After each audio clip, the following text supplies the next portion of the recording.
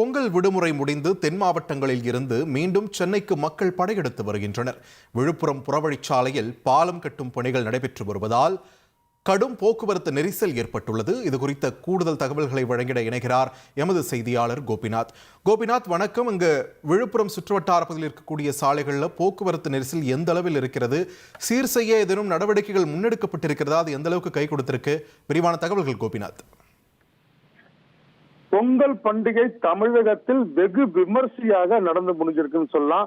இந்த தொடர் விடுமுறைக்காக சென்னையில வேலை செய்யறவங்க தங்களோட சொந்த ஊருக்கு கடந்த 11ஆம் தேதியே ஊருக்கு போயிட்டாங்க. பாத்தீங்கன்னா இந்த பொங்கல் பண்டிகைக்காக சென்னையிலிருந்து விழுப்புரம் மாவட்டத்தை கடந்து 1,41,237 வாகனங்கள் பொங்கல் பண்டிகைக்காக கொண்டாடுவதற்காக மக்கள் விழுப்புரம் மாவட்டத்தை கடந்து போயிருக்காங்க.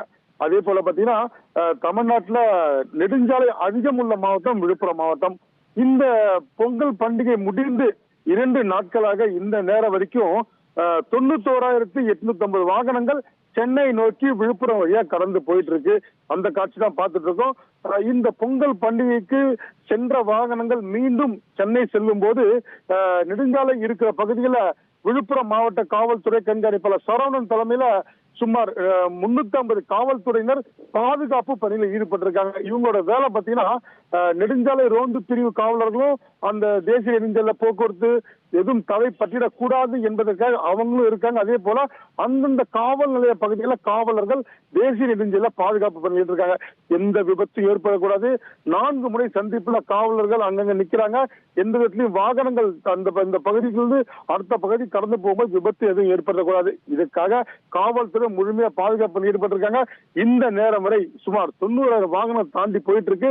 விழுப்புரம் புறவழிச்சாலை பகுதியை பொறுத்த வரைக்கும் நீண்ட நாட்களாக, அதாவது பல ஆண்டுகளாக மேம்பாலம் பணி நடந்துட்டு இருக்கு. இந்த பணிகள் முடிவடையாதனால தொடர்ந்து போகும்போதும் பாதிப்பு ஏற்படுது, திரும்பி ரிட்டர்ன் போகும்போதும் பாதிப்பு ஏற்பட்டிருக்கு.